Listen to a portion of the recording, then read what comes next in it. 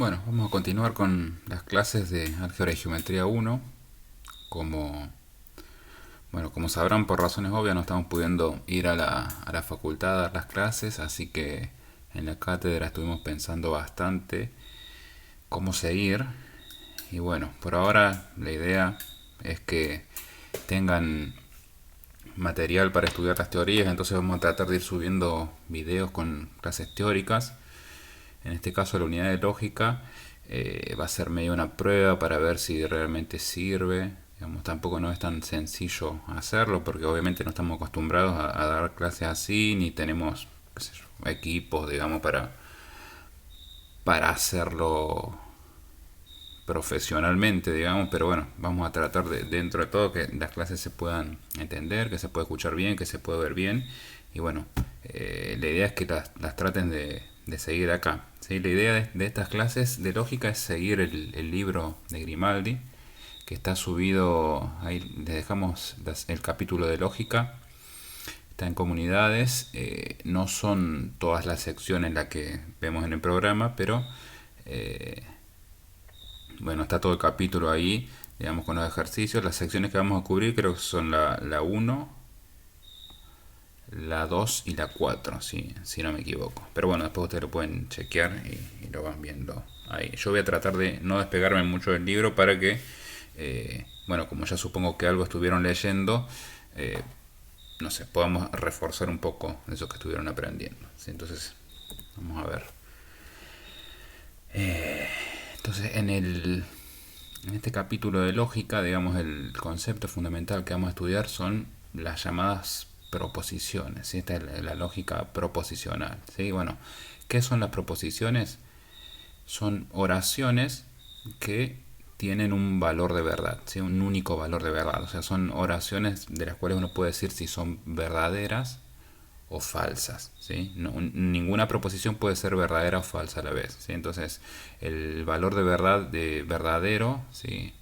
Usualmente para abreviar un poco, se lo toma como el valor uno, y las proposiciones falsas se dice como que tienen valor cero, ¿sí? Esto ya lo vamos a ver cuando hagamos las tablitas de verdad. Es más útil poner cero uno que andar escribiendo verdadero o falso, ¿sí? Entonces, acá tenemos algunos ejemplitos de proposiciones.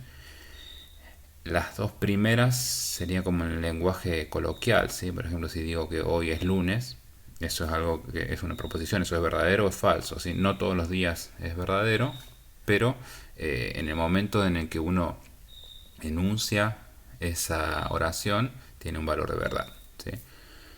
La siguiente, esa José Hernández escribió Martín Fierro, bueno, eso sí, como que también tiene un valor de verdad, y ese no cambia con el tiempo, ¿sí? Obviamente acá hay como el lenguaje coloquial siempre es un poco ambiguo, entonces qué sé yo podría preguntarme qué José Hernández es al cual me estoy refiriendo para ver si escribió o no el Martín Fierro, pero bueno, ese tipo de, en general en matemática, ese tipo de ambigüedades es como que no las tenemos, pero en todo caso siempre hay como que mirar un poco el contexto para poder decidir sobre esos valores de verdad, ¿sí? La siguiente, eh, proposición uno más 3 igual a 5, ¿sí? Es simplemente una ecuación, ¿sí? En este caso, digamos, el valor de verdad es falso, ¿sí? Sobre todo estos ejemplos que son medio pavos, digamos, lo que habría que rescatar un poco la notación, es la notación que usa el libro y que la que vamos a usar en la materia para proposiciones en general, digamos, con estas letras minúsculas, ¿sí? P, Q, R, S, estas son las letras que vamos a usar para denotar proposiciones, ¿sí? ¿Qué cosas no son proposiciones? Bueno, afirmaciones, exclamaciones, preguntas, órdenes, digamos, ese tipo de cosas no son proposiciones. Y acá tenemos escrito como ejemplo, qué lindo día, digamos, una exclamación no sería una proposición. Si una orden como no salir de casa tampoco es una proposición. Y acá esta tercera, digamos, algo que es un poco más matemático, no lo consideramos una proposición x cuadrado más uno, ¿sí? No es una proposición. Si uno no sabe quién es x, como que no puede evaluar el valor de verdad de eso, ¿no? O sea, si yo no sé quién es x, yo no sé si eso es cierto o es falso, ¿sí? Vamos a volver sobre estas cosas un poquito más adelante, Pero bueno, técnicamente, digamos, estas ecuaciones, si yo no sé quién es X, no es una proposición. Bien. ¿Qué es lo siguiente? Sí. Bueno, para manejar las proposiciones se introducen lo que se llaman los conectores lógicos o los operadores lógicos. Y uno, como que, este tema de lógica, como que se puede pensar bastante algebraicamente, ¿sí? De una manera muy algebraica. Ya vamos a ver bien por qué, pero digamos, es interesante verlo de esa forma, ¿sí? Como que se puede trabajar como en el álgebra, ¿sí? Y bueno, así como se trabaja en el álgebra, hay como operaciones, que acá se llaman conectores lógicos, que sirven para formar proposiciones nuevas a partir de ciertas proposiciones que uno tiene dadas. Entonces vamos a estudiarlos uno por uno, vamos a definirlos, ¿sí? El primero el primero que mencionamos es la negación, ¿sí? Este por ahí se le llama conector, pero digamos no conecta dos proposiciones, sino como que se aplica a una sola proposición. Digamos, la negación de una proposición P, ¿sí? Es digamos, se lee no P, digamos, pero bueno, se usa este simbolito para denotarlo, ¿sí? Entonces esta es la negación de la proposición P, ¿sí? Entonces eh, para especificar esta proposición no P, lo que yo tengo que hacer es darle valores de verdad, saber cuál es el valor de verdad que tiene, digamos, si yo conozco los valores de verdad de P, ¿sí? Y bueno, como esto resulta, digamos, medio obvio, digamos, la negación lo que hace es cambiar el valor de verdad de una proposición, ¿sí? Si la proposición es falsa, su negación es verdadera, y si la proposición es verdadera, el valor de verdad de la negación es falso.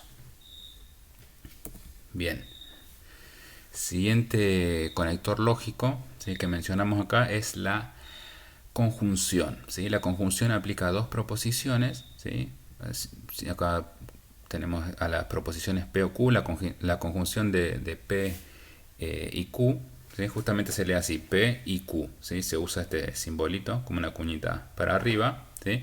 Y digamos la conjunción, como es el valor de verdad, ¿sí? Acá el valor de verdad de la conjunción depende de los valores de verdad que tomen, digamos, sus componentes, en este caso P y Q, ¿sí? Bueno, una conjunción P y Q es verdadero cuando las dos proposiciones son verdaderas simultáneamente, ¿sí? Acá fíjense en esta se llama como las tablitas de verdad, ¿sí? En este caso es la tabla de verdad de P y Q, ¿sí? En la cual, digamos, en esta columna yo pongo todos los valores de verdad en función de los valores de verdad de P y Q, ¿sí? Así, por ejemplo, cuando P y Q son ambas falsas, la conjunción es falsa, ¿sí? Incluso si alguna de las dos es falsa, la conjunción es falsa, y el único caso en el que es verdadera es cuando, digamos, las dos, cuando P y cuando Q son ambas verdaderas. Bueno, esto probablemente ya lo hayan leído, esta parte como que no presenta grandes dificultades, pero bueno, los vamos mencionando, ¿sí?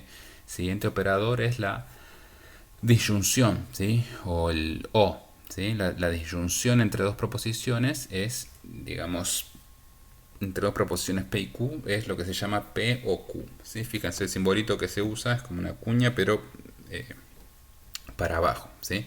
Y el valor de verdad de P o Q, bueno, también depende de los valores de verdad de P y de Q, y en este caso esto, digamos, va a ser verdadero cuando alguna de las dos proposiciones sea verdadera, ¿sí? Incluso si las dos proposiciones son verdaderas, también se considera que el P o Q, sí, que la disyunción es verdadera, ¿sí? Si uno quiere, esto por ahí puede confundir un poco, pero es como que hay como un nombre reservado para excluir el caso en el que las dos proposiciones son verdaderas a la vez. Este es lo que se llama la disyunción exclusiva, ¿sí? Que es verdadera cuando alguna de las dos es verdadera pero la otra no, ¿sí? Y es falsa cuando las dos son falsas, y digamos también es falsa cuando las dos son verdaderas, ¿sí? Acá tenemos la tablita de verdad para la disyunción. Fíjense, fíjense la diferencia, ¿no? P o Q es siempre verdadera salvo que las dos sean falsas. Y el o exclusivo es verdadera cuando tengo, digamos, una verdadera y la otra falsa. ¿Sí? En estas dos filas del medio tengo que la disyunción exclusiva es verdadera y en los otros dos casos es falsa. Bien. Siguiente operador, ¿sí? O siguiente conector. Esto es, por ahí es un poquito más complicado, ¿sí? Si no están acostumbrados, pero es lo que se llama la implicación. ¿Sí? Es un conector que, dadas dos proposiciones P y Q, forma la implicación, ¿sí? Se denota con una flechita, ¿sí? Y esto se lee P implica Q. ¿Sí? Este es muy útil en matemática, muy útil para demostrar teorema y para hacer deducciones. ¿Sí? Acá hay que por ahí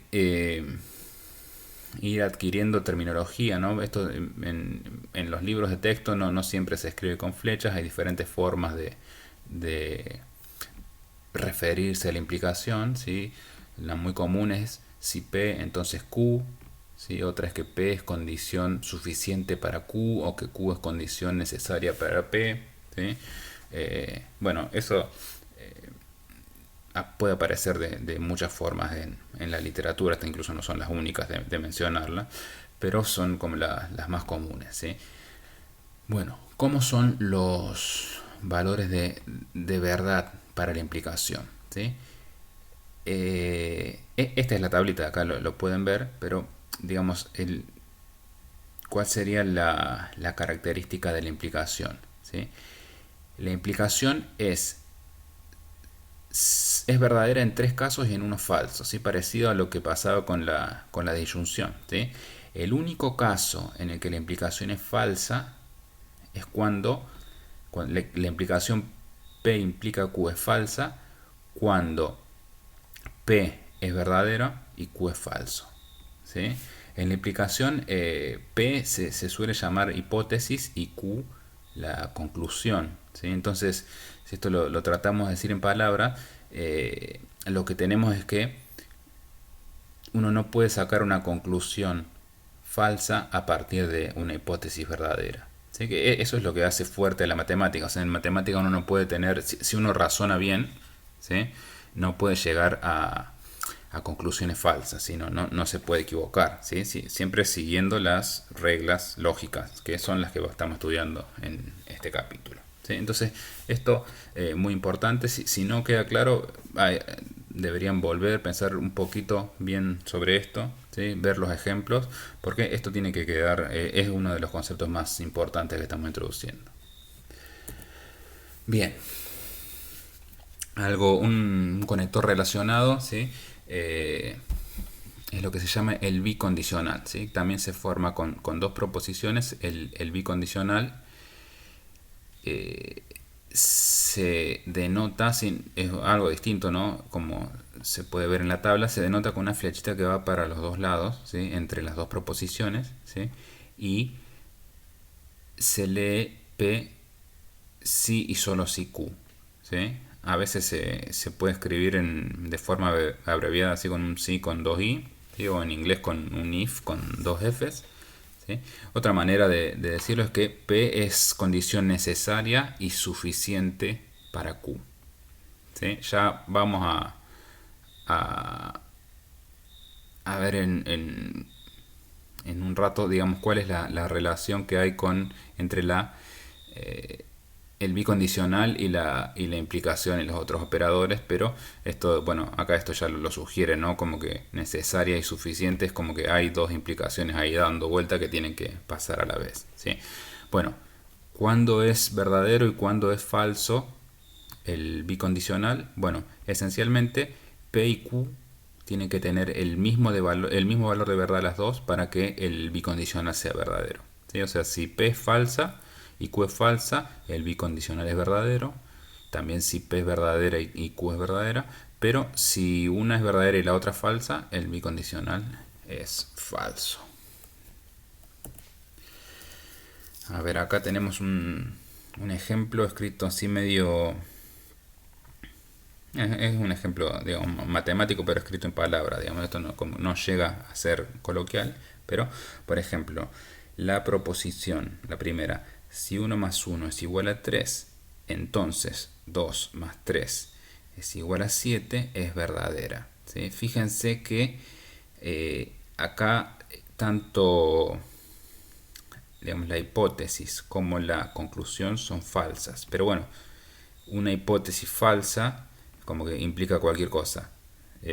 Digamos, si la hipótesis es falsa, la implicación siempre es verdadera. No importa que acá ponga algo falso o ponga algo verdadero, esto siempre es verdadero. ¿Sí?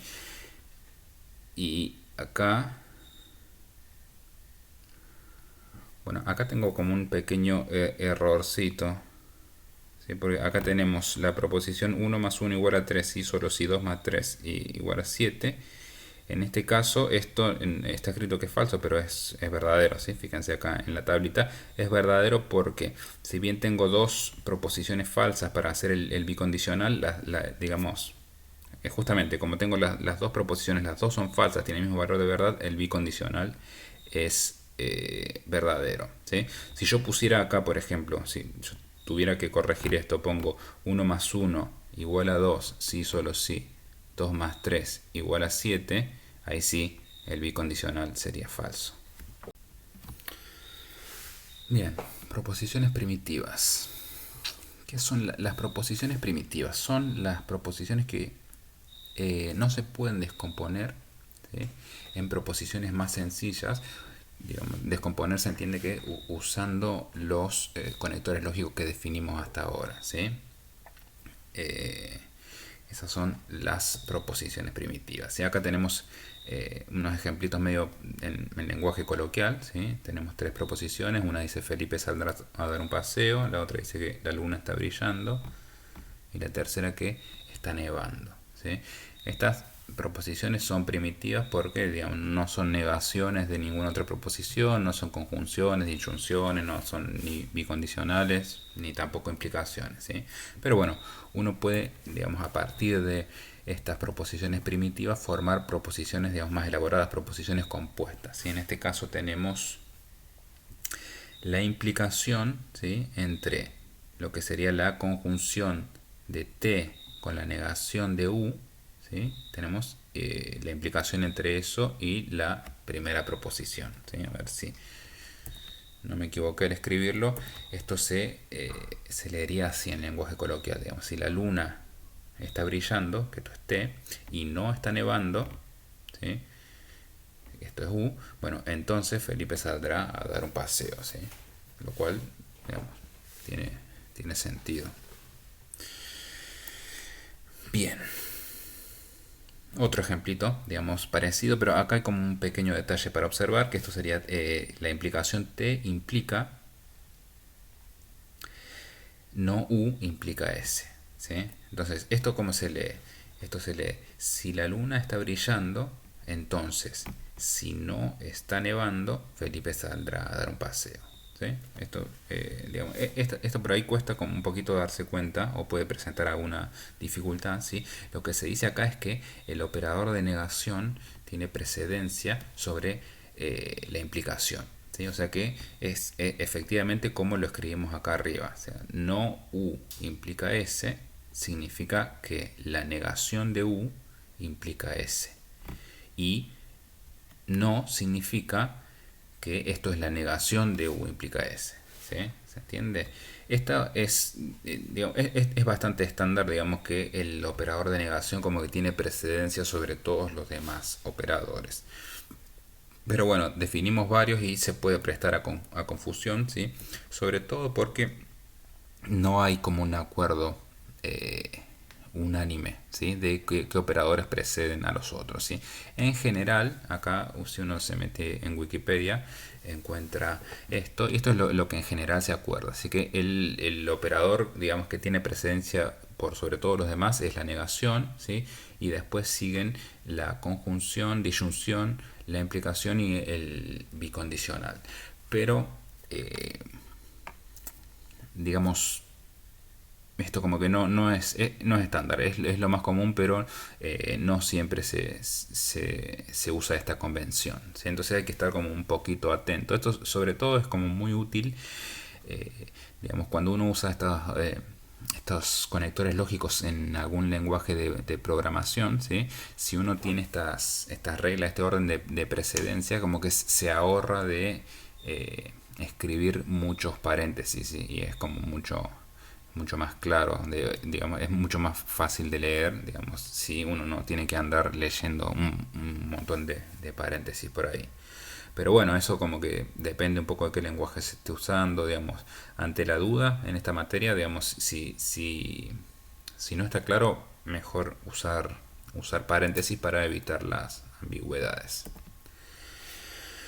Bien, a ver, un ejemplito un poquito más complicado. Si acá tenemos una tabla de verdad, es como que la tabla de verdad acá es como que combina varias proposiciones, ¿sí? Digamos, las proposiciones primitivas son P, Q y R, ¿sí? Como tengo tres proposiciones primitivas, todas las posibilidades de valores de verdad que tengo para esta terna son 8, ¿no? Están aquí anotadas. Y después tengo estas proposiciones compuestas y lo que estoy haciendo acá es analizar los valores de verdad de las proposiciones compuestas. Fíjense que son todas conjunciones, ¿sí? Eh, primero como que hago las conjunciones de A2, ¿sí? O sea, lo que yo estoy analizando es P, I, Q y R, pero bueno, hay distintas formas de hacerlos. Entonces, la primera sería hacer P, I, después hacer Q y R, o si no puedo hacer P y Q y después hacer R, ¿sí? Si esto uno lo piensa un poco sin mirar la tabla de verdad, digamos, para que una conjunción de 3 sea verdadera, ¿sí? Lo que es lógico que pase es que eso solamente sea cierto cuando las tres proposiciones primitivas tengan valor verdadero, ¿sí? Que es lo que efectivamente estas columnas nos están mostrando acá. Pero bueno, si uno quisiera, si uno se pone así medio bien fino, si lo quiere demostrar, tiene que hacerlo, digamos, usando el operador binario de conjunción, ¿sí? Entonces, por ejemplo, para mirar aquí esta columna de el P, I, Q y R, lo que yo tengo que, digamos, yo ya sé que esta conjunción, si no son, digamos, si las dos partes no son verdaderas, es falsa, ¿sí? Entonces, por ejemplo, cuando P es falso, que se corresponde a las cuatro primeras filas, ¿sí? La conjunción está automáticamente falsa, por eso acá ya tengo cuatro ceros, ¿sí? Y digamos, en el caso de que P sea verdadero, todavía tengo que analizar los valores de verdad de Q y R, ¿sí? Fíjense los valores de verdad de Q y R, ¿sí? Acá los tenemos. Bueno, las primeras filas no afectan mucho porque no aparece P, pero esto solamente va a ser verdadero cuando R y Q sean verdaderos, ¿sí? O sea que en estas tres filas de acá, ¿sí? Tengo un 0, ¿sí? Y por lo tanto acá voy a tener 0, ¿sí? El único caso posible para que esto sea verdadero es que P, Q y R sean las tres verdaderas, ¿sí? Y lo mismo pasa, digamos, acá ustedes pueden hacer el análisis un poco más detenido o tratar de escribir desde cero la tablita de verdad para esta otra conjunción, ¿sí? Esto lo que en realidad dice es que uno podría hablar, ¿sí? O podría definir como un operador de conjunción ternario, ¿sí? Y lo podría llamar así sin paréntesis P y Q y R, ¿sí? Y esto como que está bien definido porque, digamos, las dos posibles maneras de definir esto en términos de los operadores que ya conocemos, ¿sí? Dan la misma tabla de verdad, ¿sí? Esto como que otra forma de decirlo es que la conjunción es asociativa, ¿sí? Bueno, sobre esto vamos a volver un poquito más adelante, pero como ejercicio, eh, bueno, traten de hacer lo mismo, ver que la disyunción es asociativa. O sea que eh, si hago las tablas de verdad para P o Q o R, ¿sí? No importa cómo asocie, yo tengo que asociar dos y después hacer la disyunción con la otra, bueno, no importa de qué forma lo hagas, siempre van a tener los mismos valores de verdad. Acá tenemos un ejemplo parecido, ¿sí? También tenemos tres proposiciones primitivas, pero lo que estoy haciendo acá, las proposiciones que me estoy formando son una disyunción con una conjunción, ¿sí? O sea, lo que yo estoy haciendo acá es P, O, Q o R, y lo estoy haciendo de las dos formas posibles que tengo de hacerlo. Puedo hacer P, O, Q y R, ¿sí? Entonces, estoy haciendo P, O, Q y R, o estoy haciendo primero la conjunción de P con Q y después, primero la disyunción de P con Q y después hacer la conjunción con R, ¿sí? Y fíjense que en este caso dan distintos las tablas de verdad, ¿sí? A ver, analicemos algún... Para no hacer todo el análisis, digamos, y que no sea muy pesado, veamos, por ejemplo, en la primera fila en donde esto falla, que sería acá en la quinta fila. En la quinta fila tenemos que esta disyunción es verdadera, lo cual es claro porque en la quinta fila P es verdadera, entonces una disyunción que tiene, digamos, una de sus partes verdadera es verdadera, pero si miro de este otro lado, tengo falso. ¿Qué pasa acá? Esta conjunción es falsa porque R tiene valor falso, tiene valor 0 en esta fila, entonces esto no puede ser verdadero porque deberían ser las dos partes verdaderas. Y entonces acá ya detectamos que hay una diferencia en las tablas de verdad y por lo tanto no eh, no tendría sentido hablar de algo así, P o Q y R, digamos, sin paréntesis. Salvo que uno tenga una convención para ver cómo se están asociando estas cosas, que eso también en los lenguajes de programación, digamos, existe, pero también no es una cosa uniforme y por lo menos en esta materia, digamos, siempre estas cosas las vamos a indicar con paréntesis para que no nos confundamos.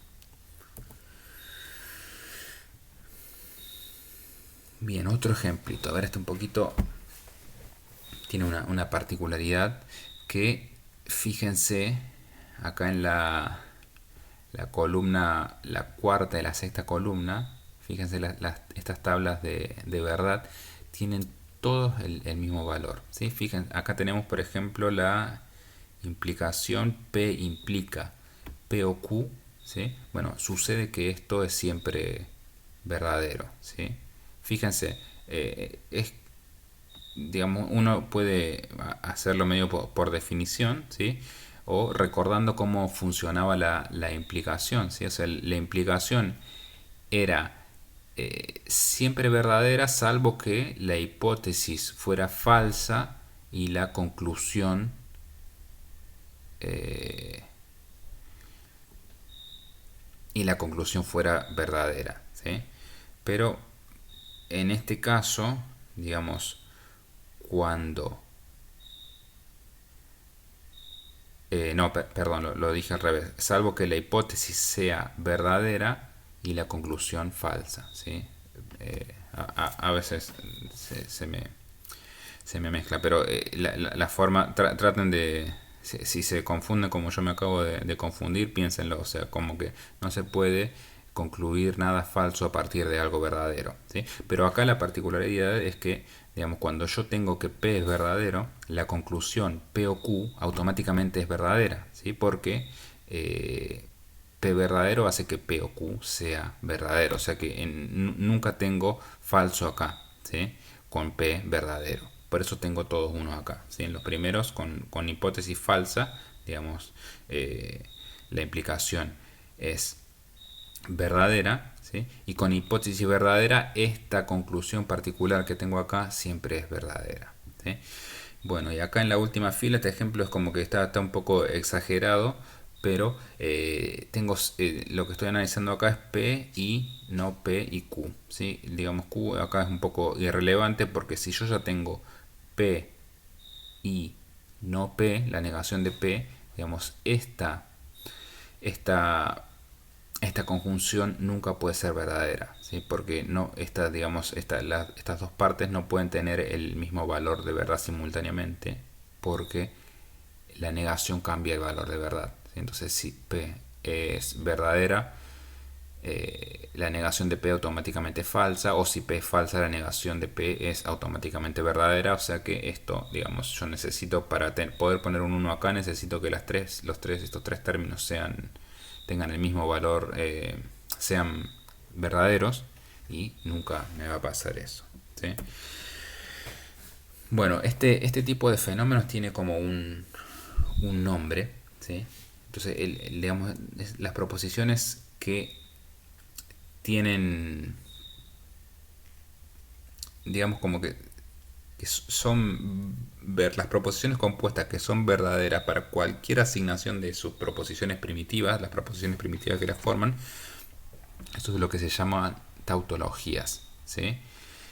Eh, Y bueno, en el caso, digamos, análogo es, digamos, si una proposición es falsa, independientemente de los valores de verdad que yo elija para las proposiciones primitivas que las forman, ¿sí? Si la proposición siempre es falsa, no importa cuáles sean los valores de verdad que toman, en este caso P y Q, digamos, eso es lo que se llama una contradicción, ¿sí? Algo como que siempre es falso, ¿sí? Entonces, vamos a usar bastante en lo que sigue las tautologías y contradicciones. Y bueno, esto de hecho le damos una notación específica, ¿sí? T0 vamos a usar para denotar las tautologías, y F0 para las contradicciones, ¿sí? También es común usar estos simbolitos, que es como una T, parecido a una T, y el otro, digamos, para las tautologías, y para una proposición que es siempre falsa se usa la misma T pero dada vuelta.